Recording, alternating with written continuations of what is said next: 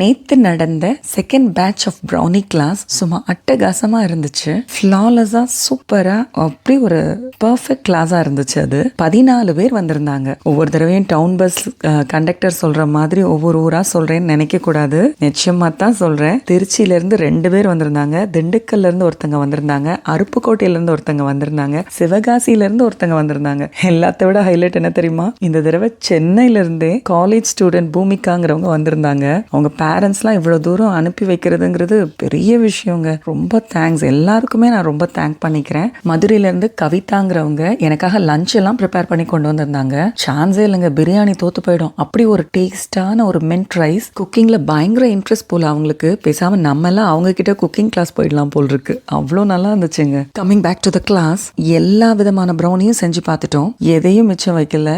எல்லாத்தையும் டைமுக்கு கம்ப்ளீட் பண்ணோம். அவங்க கேட்ட சிஸ்லிங் ப்ரௌனியுமே ஃபைனலா செஞ்சு எல்லாரும் நல்லா சாப்பிட்டாங்க.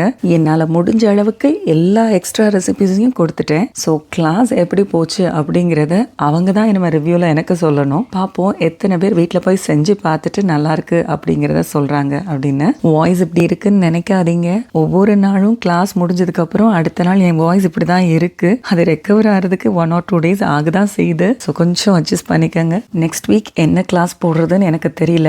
அண்ட் இன்னொன்று, கிளாஸ் போட முடியுமாங்கிறதும் எனக்கு தெரியல. பிகாஸ் மதுரைக்குள்ள லோக்கல் ஹாலிடே திருவிழா நேரமா இருக்கு. 15th வரைக்குமே திருவிழா கழகட்டி இருக்கும். ஸோ எல்லாராலையும் வர முடியுமான்னு தெரியல. பிளான் பண்ணிக்கிட்டு இருக்கேன். கண்டிப்பா இந்த சாட்டர்டே என்னங்கிறத நான் அனௌன்ஸ் பண்ணிடுறேன். வெளியூர்ல இருந்து அம்மா வீட்டுக்கு லீவுக்கு வந்திருக்கவங்கள சில பேர் மே மாசம் எவ்வளவு கிளாஸஸ் வைக்க முடியுமோ வைங்கன்னு சொல்லி கேட்க தான் செய்யறாங்க. ஸோ அவங்களையும் நான் கன்சிடர் பண்ண வேண்டியிருக்கு. என்னன்னு தெரியல, பாக்குறேன். முடிஞ்ச வரைக்கும் கண்டிப்பா ஸ்கிப் பண்ணாம வைக்க பாக்குறேன். இந்த சாட்டர்டே சொல்லிடுறேன். ஆக்க பொறுத்தவங்களுக்கு ஆற பொறுக்க முடியலங்கிற மாதிரி எப்படா தருவாங்க சாப்பிடுறதுக்கு, எப்படா டேஸ்ட் பார்ப்போம்னு காத்து கிடந்தது எல்லாரை விட அதிகமா பூமிக்காங்கிறவங்க தான். சென்னையில இருந்து வந்திருந்தாங்க இல்லையா, அவங்க தான். சான்ஸே இல்லை. சாப்பிட்டு சாப்பிட்டு சாப்பிட்டு அவங்க கொடுத்த ரிவ்யூவை நீங்க கேட்கணும். நீங்களே கேட்டு பாருங்களேன். சாப்பிட்டது போதுமா கொஞ்சம் சொல்ல அப்படின்னு கேட்டேன்.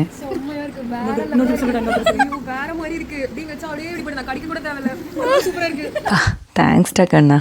அதோட அவங்க நிப்பாட்டல. இன்னும் என்ன சொன்னாங்கன்னு கேளுங்க. வேற லெவலா இருந்தது.